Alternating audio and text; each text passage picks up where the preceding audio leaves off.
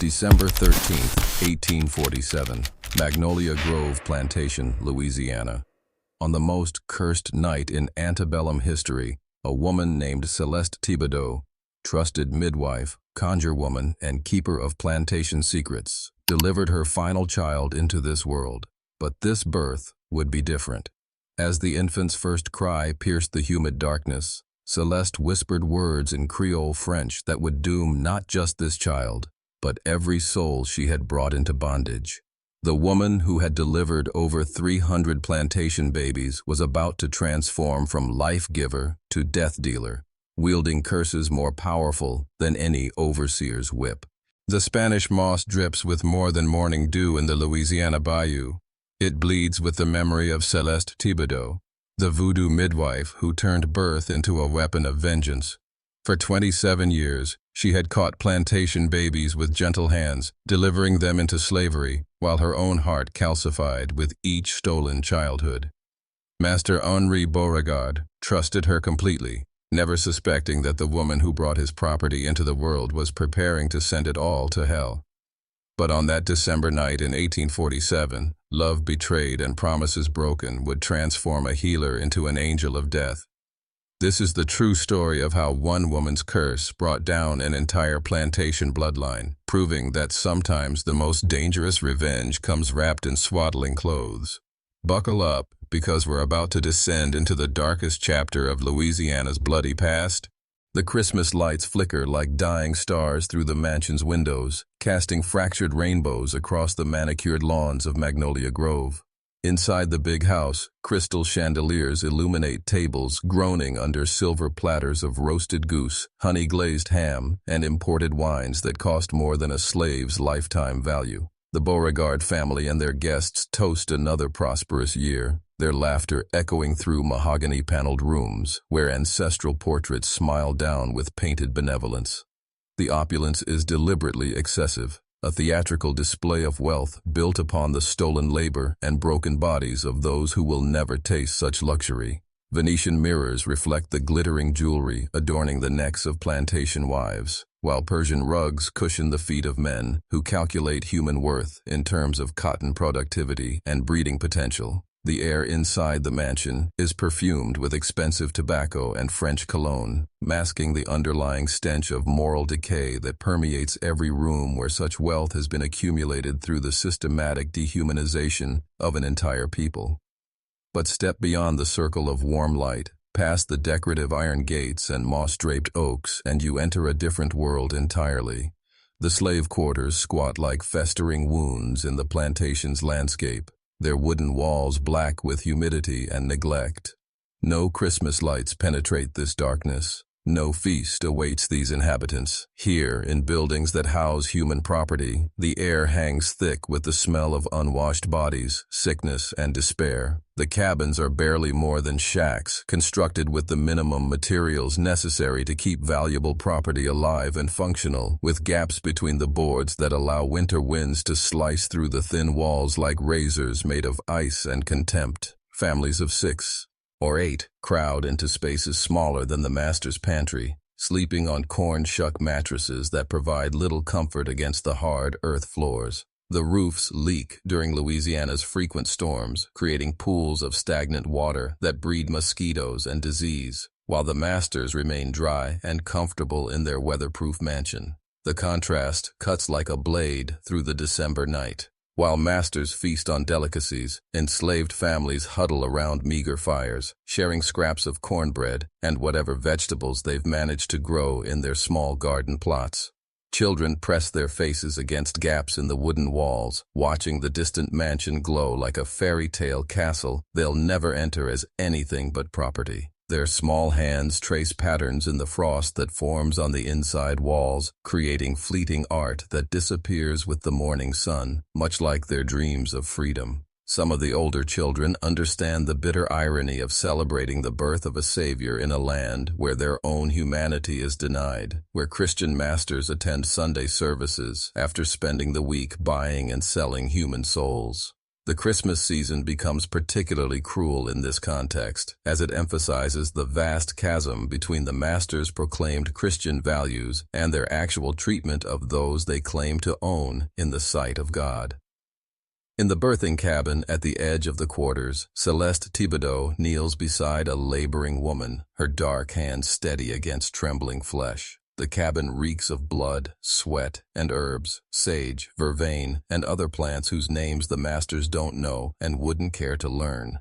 Céleste Thibodaux moves through the birthing cabin like a priestess in her temple, her every gesture weighted with decades of accumulated grief and rage. At 53, she has delivered 312 children on Magnolia Grove Plantation. 312 souls born into bondage, 312 futures stolen before their first breath. Each birth carved another wound into her spirit, another reason to hate the Masters who smiled and counted their increasing property values. Her hands, scarred from years of handling herbs and hot water, possess an almost supernatural gentleness. These same fingers that have eased countless babies into the world could just as easily ease them out of it. Celeste knows every pressure point on the human body, every herb that heals, and every plant that kills. She understands the thin membrane between life and death better than any priest understands heaven and hell. The other slaves call her Mambo Celeste when the Masters aren't listening, a title of respect reserved for voodoo priestesses who walk between worlds. She learned the old ways from her grandmother, who learned them from hers, carrying African traditions across the Middle Passage like seeds hidden in braided hair. The knowledge flows through her bloodline like a river of power, connecting her to ancestors who refused to let their spirits be enslaved, even when their bodies were chained. But Celeste carries burdens beyond the collective trauma of her people. Her own children, 3 beautiful babies she delivered herself, were sold away when Master Henri needed quick cash for gambling debts. She held each of them only briefly, feeling their heartbeats against her chest before they were ripped away like organs torn from her body. The Masters never considered that she might have maternal feelings, that she might suffer the same agony any mother would feel losing her children. Tonight, as she prepares for what might be their final delivery, Celeste's mind operates on multiple levels simultaneously. The practical midwife focuses on the laboring woman before her, monitoring contractions and preparing herbs. The voodoo priestess communes with spirits who whisper revenge in languages older than English or French. The grieving mother remembers every child she's lost, every family she's seen torn apart, every promise the Masters made and broke. Her transformation has been decades in the making, a slow poisoning of the soul that finally reaches critical mass on this December night. Love and hate intertwine in her heart like serpents, creating something far more dangerous than either emotion alone. She has become a weapon forged by suffering, sharpened by injustice, and now, finally, ready to strike. The roots of Celeste's vengeance stretch back to the summer of 1820, when she first arrived at Magnolia Grove as a frightened 15-year-old girl, sold away from her family's sugar plantation after her mother died of fever. Master Henri Beauregard, then a young man newly inherited into wealth, recognized her talent with herbs and healing immediately. He promised her something no enslaved person had ever been offered: freedom for her future children. The memory of that moment would haunt Celeste for decades, the way the morning sun filtered through the moss-draped oaks, casting dancing shadows across the Master's face as he spoke words that seemed like divine intervention to a girl who had known nothing but loss and displacement. She had stood there in her rough Osnaburg dress, still bearing the psychological wounds of separation from everything familiar, clinging to his promise like a drowning person grasps driftwood in a storm-tossed sea. "You serve me well, girl," he had said, his hand resting possessively on her shoulder, "and I'll make sure your babies never know chains." The promise glittered like fool's gold in the Louisiana sunlight, and Celeste, desperate to believe in some form of mercy, built her entire identity around that lie. She memorized every inflection in his voice, every gesture that accompanied those sacred words, treasuring them as if they were contractual obligations rather than the casual manipulations of a man who viewed human beings as property to be managed with whatever combination of kindness and cruelty served his purposes best. The promise became the foundation upon which she constructed her hopes, dreams, and sense of self-worth, not understanding that she was building her future on quicksand, disguised as solid ground. For 17 years, she served faithfully. She delivered the master's legitimate children, nursed them through childhood illnesses, and even saved the life of his wife during a difficult breech birth. When yellow fever swept through the quarters, claiming dozens of lives, Celeste worked tirelessly with her herbs and potions, saving more lives than the white doctor who refused to treat enslaved people. She became indispensable, the healer who bridged African traditions with French colonial medicine. During those years, she perfected her craft through necessity and natural talent, learning to identify medicinal plants by touch in complete darkness, to read the subtle signs of illness in a person's complexion or breathing patterns, to combine traditional remedies passed down through generations of enslaved healers with techniques observed from the occasional white physician who deigned to treat the plantation's human property. Her reputation spread throughout the surrounding parishes, and other planters would sometimes request her services for difficult births or mysterious ailments that baffled their own medical resources. The master praised her dedication publicly, often remarking to guests about his remarkable negress who possessed almost supernatural healing abilities. He would pat her shoulder with paternal affection when she successfully treated one of his family members, reinforcing the illusion that their relationship was based on mutual respect rather than ownership and exploitation.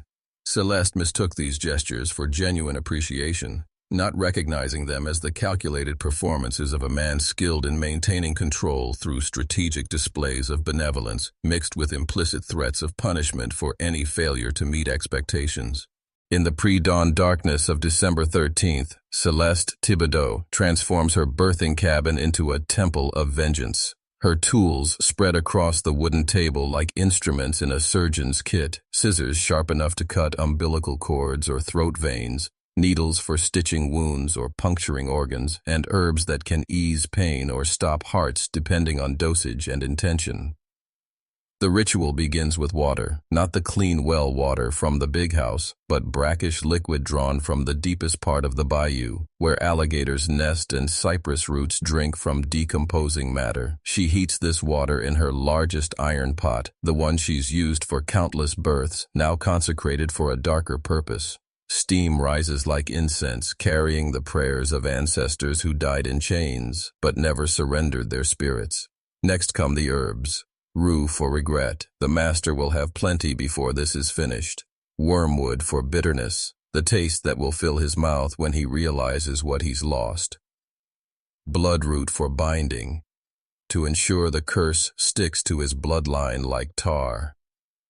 She grinds each plant between ancient stones her grandmother smuggled from Haiti, whispering words in Creole that sound like prayers, but feel like spells. The most powerful ingredient requires the greatest sacrifice. From a leather pouch worn close to her heart, Celeste removes 3 small objects, a lock of hair from each of her stolen children, Marie's silky curls, dark as midnight, Jean-Baptiste's coarser strands, already showing the texture that would have marked him as field-worthy, Angelique's baby fine hair, soft as spider silk. She has carried these remnants for years, talismans of loss that now become weapons of retribution. She burns the hair in a clay bowl, letting the smoke carry her children's essence into the spiritual realm, where debts are collected and justice dispensed. The smells fills the cabin, not the pleasant aroma of burning wood, but something darker, more primal, like the scent that rises from battlefields where the dead outnumber the living. Finally, she prepares herself.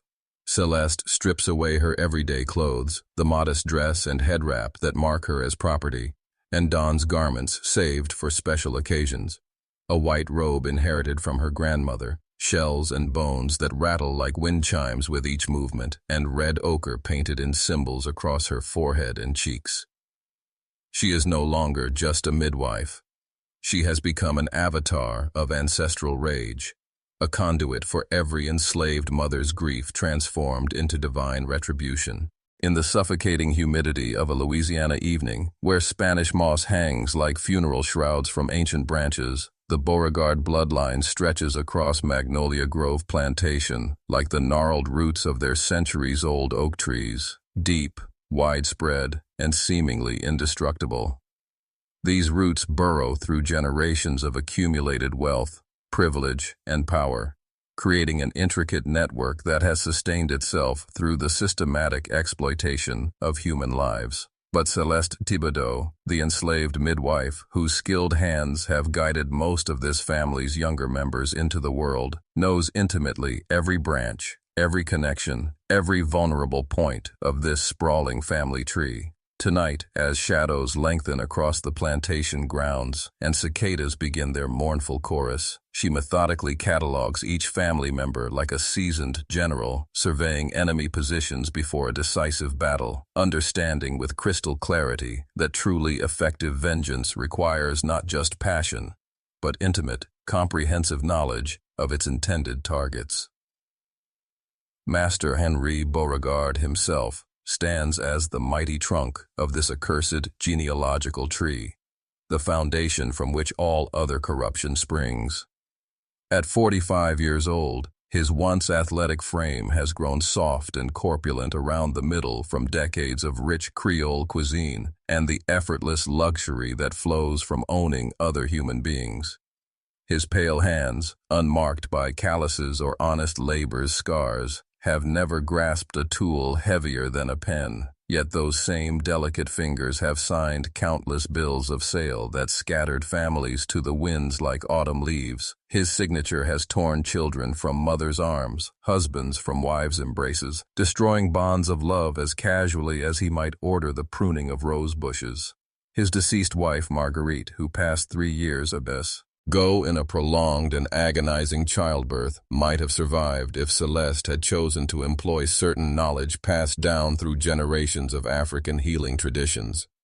Instead, the midwife had stood by with folded hands, offering only conventional remedies while allowing nature, and perhaps justice, to take its course. The master never suspected his most trusted servant's deliberate passivity in his beloved's demise, never questioning why the woman who had successfully delivered dozens of healthy babies seemed suddenly powerless when it mattered most to him personally.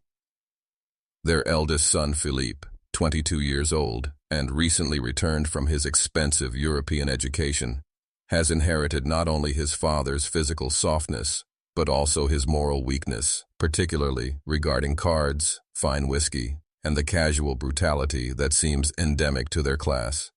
His years studying in France have merely provided him with a more sophisticated vocabulary for discussing human bondage, allowing him to speak of enslaved people with the detached precision of a livestock appraiser, calculating their worth in francs and dollars while sipping imported wine. His young wife, Catherine, barely 18 and heavy with child, represents both the continuation of this bloodline and its potential vulnerability, carrying within her womb what Celeste has already determined will be her final delivery for this accursed family, a birth that will mark not beginning but ending. Catherine Beauregard's labor begins at the precise stroke of midnight, announced by the distant tolling of the plantation bell tower, her agonized screams piercing through the thick wooden walls of the birthing cabin and echoing across the moonless bayou like desperate prayers torn from a condemned sinner's throat. The timing feels prophetic to Celeste, who has spent decades learning to read the signs embedded in nature's rhythms. Midnight births have always carried special significance in the spiritual traditions passed down through generations of wise women, marking moments when the veil between worlds grows thin enough for ancient powers to slip through. Throughout the long, arduous hours of labor, Celeste moves with the practiced efficiency of someone who has guided countless souls into this world, her weathered hands displaying the confident expertise that has made her indispensable to 3 generations of Beauregard women. Yet tonight, her familiar gestures carry a darker purpose, as her lips continuously whisper words in the old language that will ensure this child's first breath becomes a catalyst for his family's final chapter. The baby emerges in a violent rush of blood, amniotic fluid, and maternal anguish, a son, undeniably healthy and robust, with powerful lungs that announce his arrival to every creature dwelling in the surrounding wetlands. His cries carry across the plantation grounds like a proclamation, reaching the slave quarters where his future victims try to sleep, drifting toward the master's house where his grandfather counts profits built on human suffering. Under any normal circumstances, Celeste would immediately clean the infant with gentle efficiency, expertly cut the umbilical cord with sterile instruments, and present him proudly to his exhausted but jubilant mother, receiving praise and perhaps even a small monetary reward for another successful delivery. Instead, she cradles the wailing infant against her chest and deliberately breathes directly into his tiny nostrils with slow, purposeful exhalations, filling his virgin lungs with air that has been deliberately corrupted by ancestral rage, sacred herbs ground under new moons, and the concentrated malevolence of generations who died in chains but never stopped fighting for justice. Timunan, aporta male akli, she whispers in the musical Creole of her grandmother's homeland, her voice barely audible above the baby's cries yet carrying the weight of absolute prophecy. The child will carry misfortune with him wherever he goes, she declares to the spirits gathering in the shadows. Not immediate death, such swift mercy would be far too gentle, far too quick for bloodlines built on centuries of systematic cruelty. Instead, she weaves a curse designed to spread like yellow fever through every branch of the family tree, a spiritual contagion that will touch every future Beauregard who shares this baby's tainted breath, ensuring that their accumulated wealth transforms into accumulated suffering. Their inherited privilege becomes inherited doom. She performs the ritual cleaning with meticulous care, but the water now contains far more than the traditional herbs used for purification. Dissolved within the brackish bayou liquid are substances that will permanently mark this child's spirit, binding his essence to forces older than the plantation system itself, more powerful than any earthly master's will, more enduring than the cotton empire built on stolen labor. Within hours of young Henry Beauregard III's birth, the curse begins its insidious work, like poison spreading through contaminated water. The baby himself appears perfectly healthy, pink-cheeked, strong-lunged, feeding eagerly at his mother's breast. But appearances deceive when dealing with voodoo magic, and Celeste's hex operates on levels invisible to white medicine. The first sign manifests in the plantation's livestock. By dawn, 12 horses in the Beauregard stable develop a mysterious lameness, their proud gaits reduced to painful limps that no veterinarian can diagnose or cure.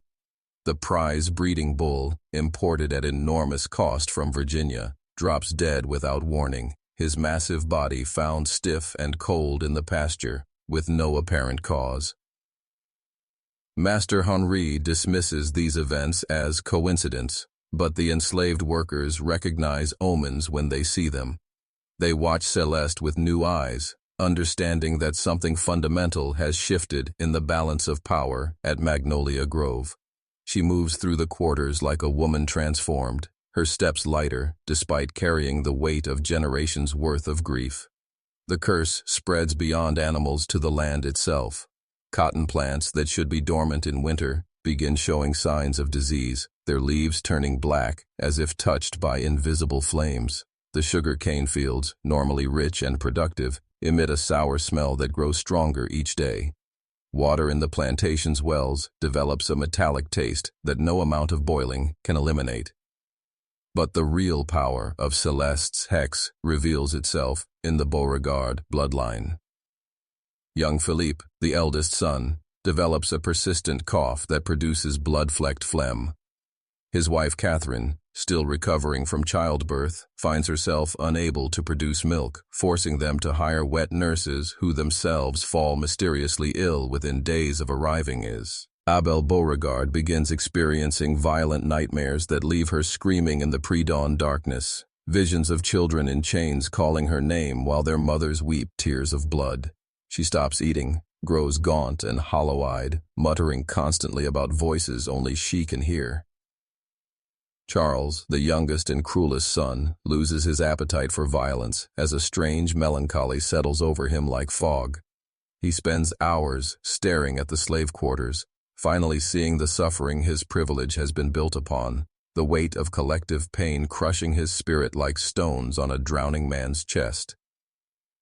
The curse works with the patience of natural law and the precision of surgical instruments, dismantling the Beauregard empire one calamity at a time, while the woman who birthed it all into darkness watches with satisfaction that tastes sweeter than any revenge. The spirits of Magnolia Grove awaken with unprecedented fury, their ethereal rage building like a hurricane gathering strength over warm Gulf waters, as if Celeste's carefully woven curse has violently torn away the ancient veil between the world of the living and the realm of the restless dead, finally giving centuries of tormented souls explicit permission to collect the debts owed to them in blood, tears, and suffering. The supernatural awakening manifests first in the natural world, where Spanish moss begins growing at impossible, almost malevolent rates throughout the plantation grounds, its gray-green tendrils multiplying with predatory hunger as they slowly strangle the ancient oak trees that have witnessed generations of unspeakable cruelty, forcing their mighty branches to droop earthward like weeping arms, mourning every atrocity committed beneath their protective canopy. The very air itself grows thick and oppressive with supernatural presence, an invisible weight that presses against the living like countless ghostly hands reaching through dimensional barriers, seeking the justice that was denied them in life, but which death has finally empowered them to claim with interest compounded over decades of patient waiting. Within the imposing walls of the big house, where masters have slept peacefully for generations, while their victims suffered in quarters and fields, portraits of deceased Beauregards begin weeping genuine tears, not mere condensation or tricks of candlelight, but actual dark streams of grief and accusation that stain expensive gilt frames and pool ominously on meticulously polished hardwood floors, like evidence of crimes that can no longer be hidden. The family patriarch's massive oil painting, originally commissioned at enormous expense to commemorate his 50 years of what plantation society euphemistically called successful agricultural man-agement, now develops eyes that seem startlingly alive, their painted gaze following observers around the room with an intensity that makes even hardened overseers uncomfortable, those once proud orbs now filled with the accumulated accusation of every human soul sold for profit, every family destroyed for financial gain. Mirrors throughout the sprawling mansion reflect far more than their intended viewers, becoming windows into a supernatural realm where justice awaits its moment. Behind each living Beauregard family member's reflection stands an ever-growing crowd of spectral figures, enslaved people who perished under the family's ownership, their ghostly forms bearing the unmistakable marks of the violence that claimed their lives and now defines their eternal existence. Whip scars crisscross transparent backs with geometric precision that speaks to systematic torture. Rope burns circle ethereal necks like jewelry made from suffering. Children who died from deliberate neglect and preventable disease hold small, accusing fingers toward their former masters, their innocent eyes reflecting knowledge of injustices that should never have been witnessed by such young souls. The nursery where baby Henri sleeps fitfully becomes an epicenter for supernatural activity, his ornate cradle rocking continuously without any earthly wind to move it, guided instead by invisible hands that sing haunting lullabies in languages the white masters don't recognize, but which the enslaved workers remember from their grandmothers' tongues, songs of homeland, resistance, and hope that survived the Middle Passage to bloom again in this cursed place, where their descendants now witness the beginning of their oppressors' long overdue reckoning. By February 1848, as winter's bitter grip slowly loosens across the treacherous Louisiana bayous, and the first tentative, almost hesitant signs of spring begin to emerge cautiously from the mysterious depths of cypress swamps where alligators lurk and ancient secrets fester in stagnant water. The once mighty Beauregard family finally begins to understand with devastating crystalline clarity that they face something far beyond the ordinary realm of normal misfortune, something that completely transcends the predictable natural disasters, volatile market fluctuations, or temporary social upheavals that occasionally plague even the wealthiest and most established plantation families throughout the Antebellum South.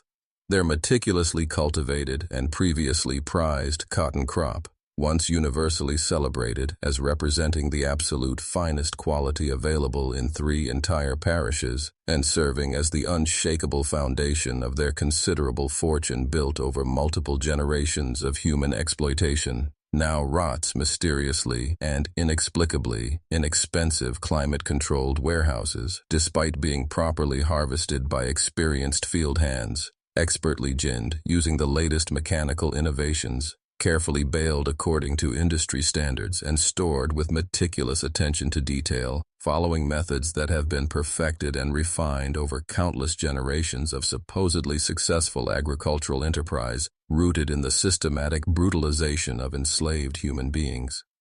The cotton fibers themselves seem to harbor some invisible, malevolent corruption that spreads relentlessly through entire shipments, like a spiritual plague specifically designed to target their family's economic foundations, methodically transforming pristine white bowls that once represented purity and profit into blackened, putrid masses that emanate a nauseating stench so overwhelming that it fills entire storage facilities with the unmistakable odor of decay, defeat, and divine retribution finally arriving to collect debts too long deferred through willful blindness and moral cowardice.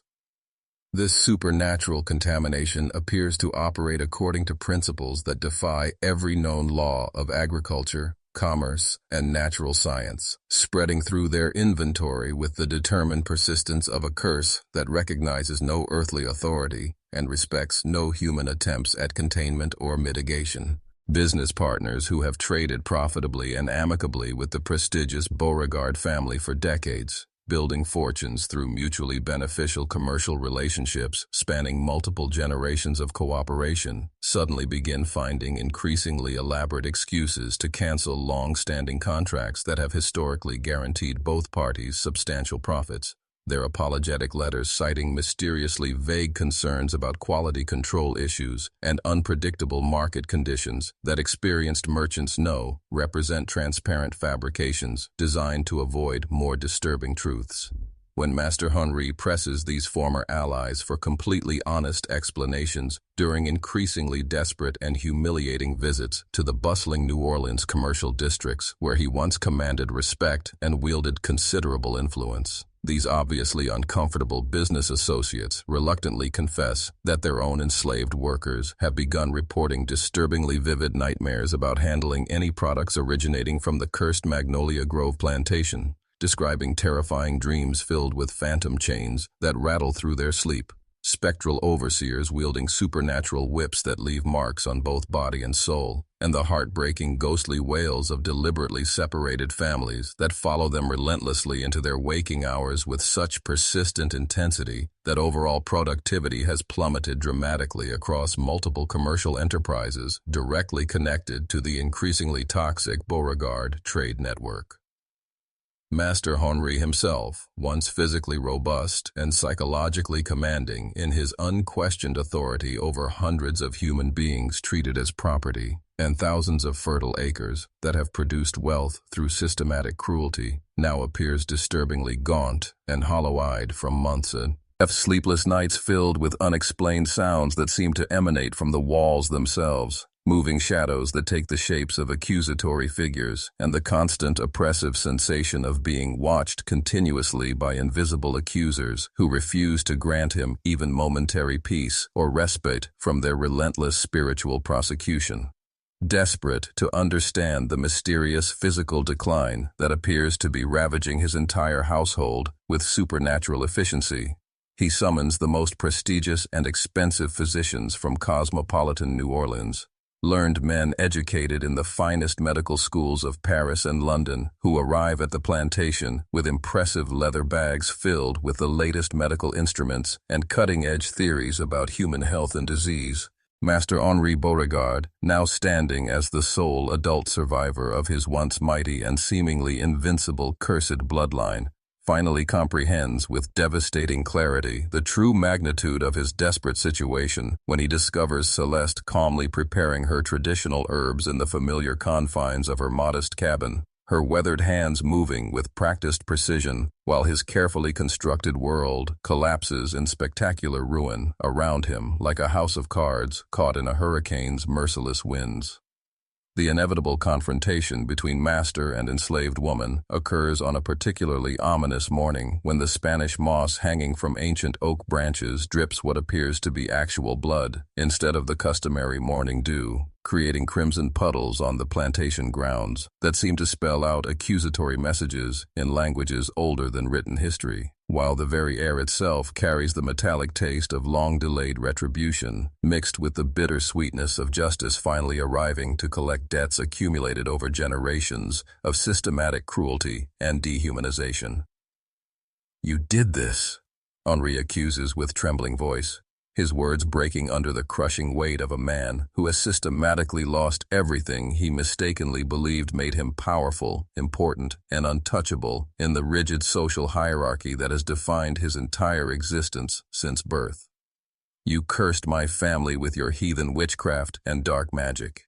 His once commanding tone, which previously struck terror into the hearts of hundreds of enslaved people across 3 parishes, now carries only the desperate whine of a defeated man, grasping for explanations that might restore some semblance of control over circumstances that have spiraled far beyond his comprehension or influence. Celeste slowly looks up from her well-worn mortar and pestle. These ancient tools inherited from her grandmother, who brought them secretly across the treacherous Atlantic during the horrific Middle Passage, her deep brown eyes reflecting unfathomable depths of accumulated suffering, loss, and hard-earned wisdom that Henri has never bothered to acknowledge, despite her 27 years of faithful, skilled service to his family. "I did nothing supernatural, master," she replies, with an otherworldly calm that penetrates his very soul and chills his bones more effectively than any winter wind sweeping across the Louisiana bayous. "I just helped deliver into this world what was already inevitable, what was already traveling toward your family, like storm clouds gathering on a distant horizon." The devastating truth unfolds between these 2 figures, master and enslaved, oppressor and victim, like an intricate map of their shared history written entirely in blood spilled and promises broken over decades of intimate, daily interactions. Every innocent child she had delivered into the brutal bondage system, watching helplessly as babies she helped bring into existence, would grow up knowing only chains, whips, and the constant threat of family separation. Every nuclear family unit deliberately torn apart for cold profit, parents sold to distant plantations, while children remain behind as living reminders of their parents' absence. Every calculated betrayal disguised as Christian kindness, every false promise of eventual freedom used to extract additional years of unpaid labor. The curse, she reveals through this painful confession, was never supernatural revenge conjured through mystical rituals and ancient spells. It was simply natural consequence finally arriving. Karma, methodically collecting debts that had been too long deferred by a society that convinced itself such accounting would never come due. Henri instinctively raises his pale, soft hand to strike her, just as he has struck enslaved people countless times before, whenever they dared to speak truths that challenged his comfortable worldview, but finds his arm frozen completely in midair by some invisible force that feels like iron shackles binding his limbs. For the first traumatic time in his privileged life, he experiences the complete powerlessness that his victims have endured daily for their entire existence. The suffocating helplessness of being owned by someone who fundamentally views you as less than human, as property to be used, abused, and discarded according to economic convenience rather than moral consideration. Baby Henri III somehow grows into early childhood under Celeste's protective care, the only surviving Beauregard to escape death, but forever marked by the curse that claimed his relatives. The plantation itself gradually falls into romantic ruin, its once impressive buildings collapsing as if their very foundations had been constructed on shifting sand rather than solid stone, while untamed nature systematically reclaims the meticulously manicured grounds through invasive Spanish moss and aggressive kudzu vines that consume every visible symbol of accumulated wealth and manufactured respectability that once defined this place as a monument to successful human exploitation. The legend of Céleste Thibodaux spreads through the humid parishes of Louisiana like wildfire consuming dry cane fields during harvest season, carried forward by determined freed people who understand with profound clarity that sometimes divine justice wears the weathered face of a humble midwife rather than the imposing robes of a courthouse judge, and that true power can emerge from the most unexpected sources in a world designed to crush the spirits of the oppressed. Her extraordinary story rapidly evolves into both a cautionary tale whispered urgently in the cramped quarters of plantation cabins during stolen moments of privacy and an enduring source of hope for countless souls still suffering under the crushing weight of human bondage that defines their every waking moment from birth until death. The compelling narrative travels along the intricate underground networks that secretly connect enslaved communities across the mysterious Bayou country, passed carefully from mouth to trusted ear through the sophisticated coded language of survival that has sustained multiple generations of the systematically oppressed, allowing them to share vital information while avoiding the deadly consequences that await those caught communicating forbidden truths about resistance, escape, or spiritual warfare against their tormentors. Cotton pickers working endless rows under the merciless Louisiana sun share her sacred name in hushed, reverent tones during their brief respites from the back-breaking labor that defines their existence, while house servants privileged enough to work within the master's residence speak of her legendary deeds in the precious stolen moments between their owner's endless demands for service, comfort, and entertainment. The multifaceted story takes on dramatically different textures and emphases depending entirely on who tells it and what particular aspects of her remarkable life resonates most deeply with their personal experiences of suffering and survival.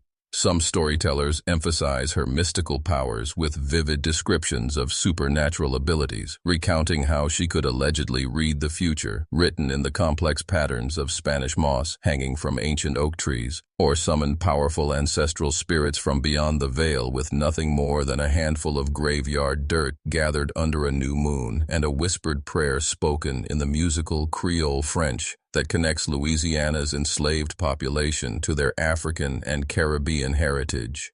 Others focus intently on her more tangible, earthly acts of defiance that required immense courage and strategic thinking, the carefully prepared medicines she secretly provided to enslaved women desperately seeking to prevent unwanted pregnancies that would only produce more human property for their master's profit, the dangerous safe passage she meticulously arranged for those brave enough to attempt escape along the treacherous routes leading northward toward uncertain freedom, and the ingenious way she exploited her position as a trusted midwife to move freely between different plantations without arousing suspicion, thereby enabling her to carry vital messages of resistance that helped coordinate acts of rebellion across multiple properties. The freed people who serve as living vessels carrying her legend forward through oral tradition understand instinctively that Celeste represents something far more significant than any individual woman, regardless of her personal achievements or spiritual gifts.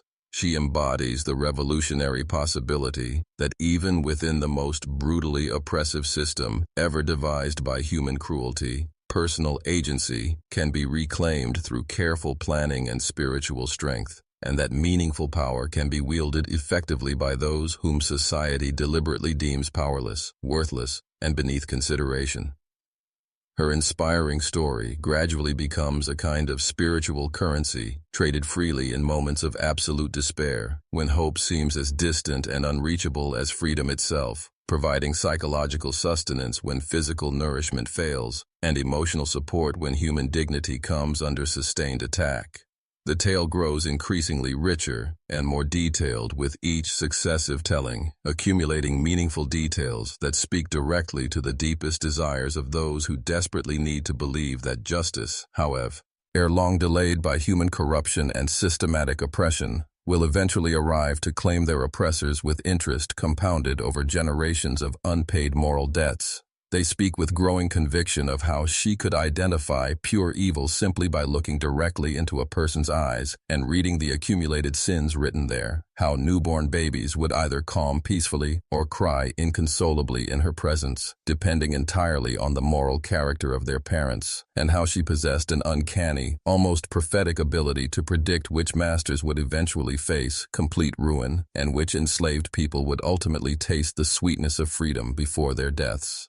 This script explores themes of historical injustice, spiritual resistance, and the long-term consequences of systematic oppression through the lens of Southern Gothic storytelling traditions. The narrative maintains historical authenticity while acknowledging the mythic elements that transform real suffering into lasting legend.